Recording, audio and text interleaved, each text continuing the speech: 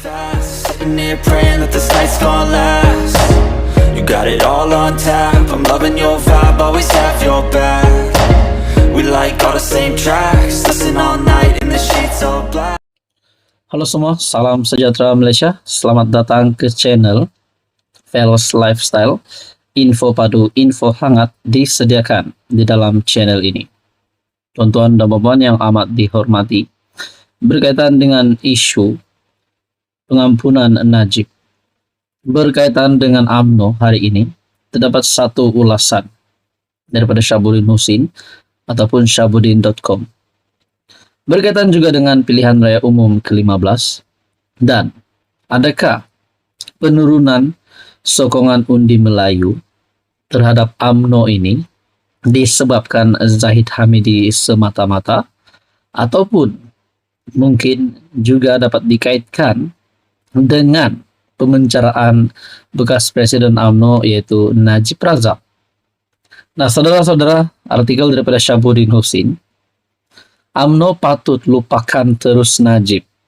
Pemimpin baru seperti Johari Ghani wajar segera ditonjolkan.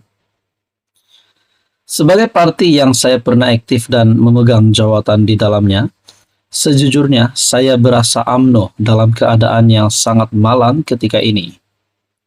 Setelah 2 kali kalah dalam PRU, yaitu PRU 14 dan PRU 15. Dan ketika sedang terbuka peluang untuk move on dan memperbaiki diri, sayang sekali parti itu tidak mengambil peluang untuk melakukannya. UMNO kalah pada dan hilang kuasa buat pertama kali dalam sejarah pada PRU 14 adalah berpuncak kerana Najib dan skandal 1MDB yang melingkari pentadbirannya. UMNO hanya menang 54 kerusi parlimen dan jika dicampur atas nama Barisan Nasional, jumlahnya ialah 79 kerusi. Kemudian pada PRU 15 pada November 2022, di mana ketika itu Najib sudah berada di penjara. Kerusi yang mampu dimenangi UMNO merosot kepada hanya 26 kerusi parlimen dan atas nama BN jumlah kemenangan ialah 30 kerusi parlimen. Apa yang nyata, meski faktor kemerosotan jumlah kemenangan itu mungkin turut disumbangkan oleh kepimpinan Zahid yang dikira lemah dan tidak membuatkan rakyat yakin kepada UMNO. Ia juga adalah isyarat bahawa rakyat tidak bersimpati dengan pemenjaraan Najib. Mungkin agak keterlaluan kalau dikatakan kemerosotan kemenangan UMNO pada PRU 15 kerana rakyat amat gembira bila Najib dipenjarakan. Tetapi penurunan angka daripada 54 kerusi kepada 26 adalah isyarat mudah bahawa simpati kepada bekas Perdana Menteri itu sudah tiada. Kalau rakyat atau pengundi ada simpati kepada Najib yang dipenjarakan, UMNO tidak mungkin menang hanya 26 kerusi pada PRU 15. Mengambil kira perkara itu, UMNO sepatutnya sedar, segera bermuhasabah dan berhenti daripada terus memperjuangkan Najib. Najib patut dilupakan dan sudah tiba masanya UMNO perlu melihat kepada perlunya menonjolkan pemimpin yang baru untuk menerajui parti. Jika Zahid dianggap lemah dan berciri diktator di mana cenderung memecat dan menggantung keahliannya mereka yang menentangnya, kalau benar pula beliau bakal berundur kerana faktor kesihatan selepas menjalani pembedahan prostat baru-baru ini, pengganti yang ingin ditonjolkan tidak sepatutnya Najib. UMNO ada Muhammad Hassan selaku timbalan presiden, ada Khaled Nordin, ada Johari Ghani dan Wan Rosti Wan Ismail sebagai barisan naib presiden. Malah ada Zamri Abdul Qadir dan lain-lain pemimpin berwibawa yang boleh ditonjolkan sebagai wajah pelapis untuk menerajui UMNO selepas Zahid Hamidi.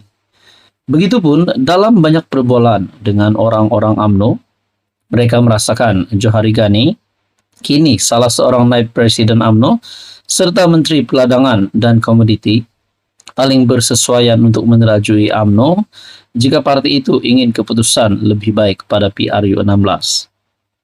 Kata mereka, dengan Johari mengetuai UMNO melalui proses pemilihan yang perlu diadakan sebelum PRU 16 disertai dengan tindakan membawa semua pemimpin parti yang digantung dan dipecat. Harapan untuk melihat ada sinar di ujung terowong lebih mungkin menjadi kenyataan.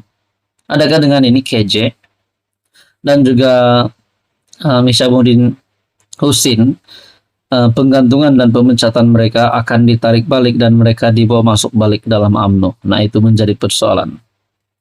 Kekecewaan penyokong-penyokong Najib dan mereka yang taksub dengannya.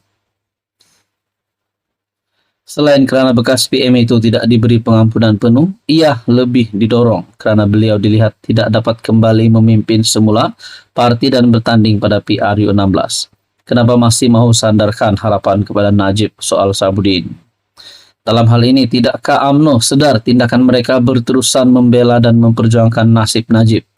Bahkan mahu berusaha lagi agar beliau diberi pengampunan penuh dalam waktu yang terdekat. Selepas ini, ia adalah suatu tindakan yang bertentangan dengan keinginan majoriti rakyat soal Sabudin.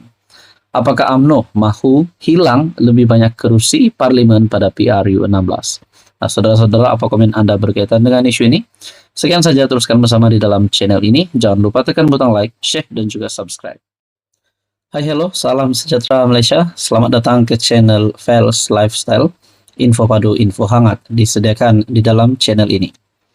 Tuan-tuan dan puan yang amat dihormati semua, sebelum ini berkaitan dengan pengampunan, keputusan lembaga pengampunan di mana denda penjara Najib yang dikurangkan daripada 12 tahun kepada 6 tahun dan denda RM 210 juta kepada RM 50 juta menjadi cakap-cakap ramai orang.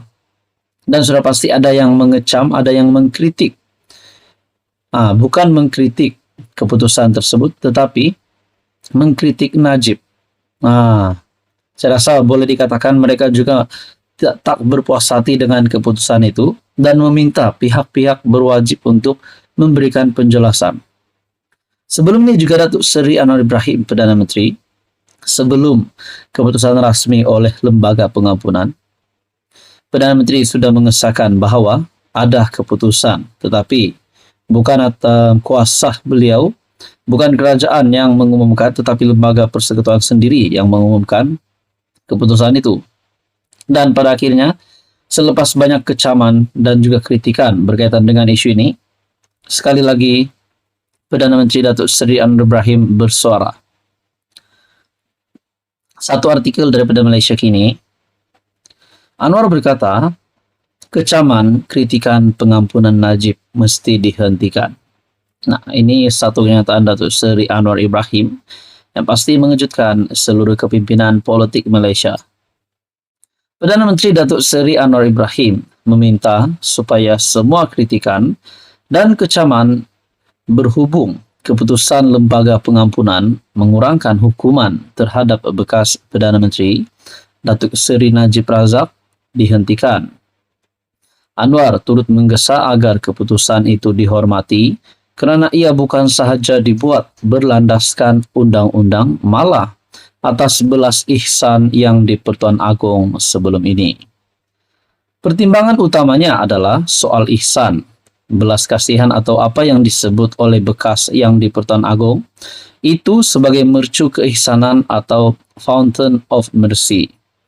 Sama ada yang di Pertuan Agong memilih untuk memberikan penjelasan atau tidak, itu wewenang hak tuanku, katanya pada perhimpunan bulanan Jabatan Perdana Menteri di Dewan Deseri Endon, Puspanita Puri hari ini.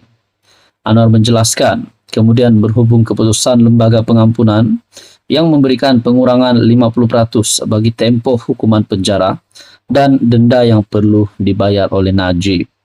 Nah, saudara-saudara, ini adalah menurut Datuk Seri Anwar Ibrahim, keputusan 50% penjara dan juga denda Najib yang dikurangkan adalah atas belas ataupun atas belas ihsan yang di Pertuan Agong sebelum ini, Sultan Abdullah.